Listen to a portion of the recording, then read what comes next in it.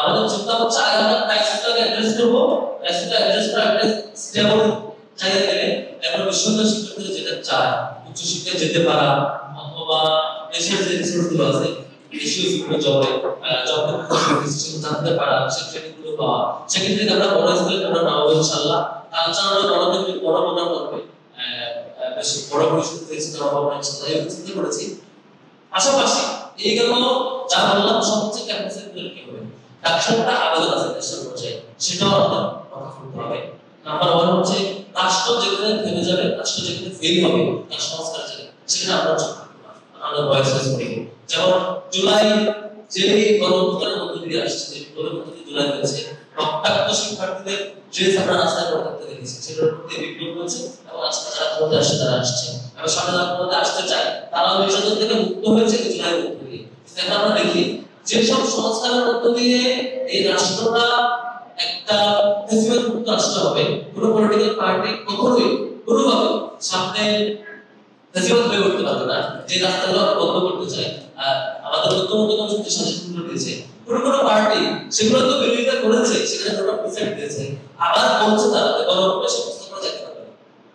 আমরা এই জায়গায় বিরোধ করছি যে আপনি গণভোটে কি চাইতে পারবেন এটা নিয়ে আমরা একই আলাদা আপনার একদের আছে আপনি আপনার দ্বিমত করবেন, সেটা আপনি দ্বিমত করতেই পারেন। হ্যাঁ আপনি রাষ্ট্রপতির ক্ষমতা প্রধানমন্ত্রীর ক্ষমতা আপনার দ্বিমত থাকতে পারে, আপনার দ্বিমত থাকতে পারে যে হচ্ছে সেই ব্যক্তি প্রধানমন্ত্রী দলীয় প্রধান থাকবে কিনা, আপনার দ্বিমত থাকতে পারে আপনি বারবার প্রধানমন্ত্রী হতে পারবেন কিনা, আপনার খায় শিখতে আপনি বারবার প্রধানমন্ত্রী হবে, আপনি কিছু করতে উঠতে পারেন, আপনার খায় শিখতেই পারেন, আপনি দ্বিমত করতেই পারেন, কিন্তু আপনার অধিকার নাই যে আপনি দ্বিমত করছেন মানে এটা আপনার গণভোটে যাবে না, চাইতে দিবেন না, এই দ্বিমত করার অধিকার নেই। সে জায়গায় আপনি দ্বিমত করেছেন আমরা বলছি সামনে যদি এটা নিয়ে আরো কেউ ইস্যু ক্রিয়েট করে এবং রাষ্ট্রের মৌলিক সংস্কার যদি কেউ বাধা হয়ে দাঁড়ায় আমরা রাষ্ট্র জায়গা থেকে যেভাবে ভয়েস হয় আমাদের দেশ থেকে সেভাবে শান্তি না, কারণ আমাদের রক্তের উপর আমাদের সুবিধার উপর দাঁড়িয়ে আমরা আজকে দায়িত্ব পেয়েছি। আমাদের প্রাইমারি কমিটমেন্ট হলো যে বিশ্ববিদ্যালয় থেকে এই গণঅভ্যুত্থান সূচনা হয়েছে, যে গণঅভ্যুত্থান স্পিরিট রক্ষা করার জন্য বিশ্ববিদ্যালয় নির্বাচিত প্রতিনিধি তার জায়গায় ভয়েস অবশ্যই রেজ করে রাখবে, সর্বোচ্চ করে রাখবে।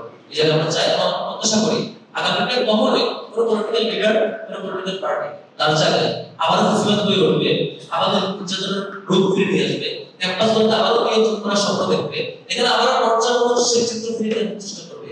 এই প্রবণতা তারা না করে আমরা তো বেঁচে থাকবো, আমাদের জুনিয়ররা আমাদের ফ্রেন্ডরা আমাদের সচেতনতা টেনশন নাই।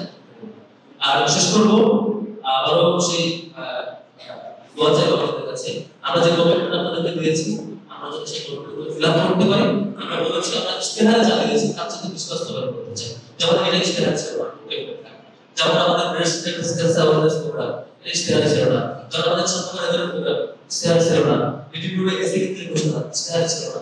এখন আমরা যা যা করছি আমরা যদি ইস্তেহার ছাপিয়ে আরো অনেক বেশি কাজ করতে পারি যেগুলো বিশেষ শিক্ষার্থীদের চাহিদাকে ফিল আপ করবে, আমাদের এই ক্রাইসিসকে অ্যাড্রেস করবে। আপনাদের কাছে দোয়া চাই এবং আমি আমার পার্সোনাল আইডিতে দুইটা ইমেল মুক্ত করে রেখেছি, একটা হচ্ছে সার্ভার একটা ডাটা চাইতে আপনাদের যেগুলো অভিযোগ যেগুলো পর্যালোচনা যেগুলো পরামর্শ আমাকে ইমেল করলে আমি দেখে দেব, একটা ফিডব্যাক দিব, সেই পর্যালোচনা আমি আরো করার চেষ্টা করব।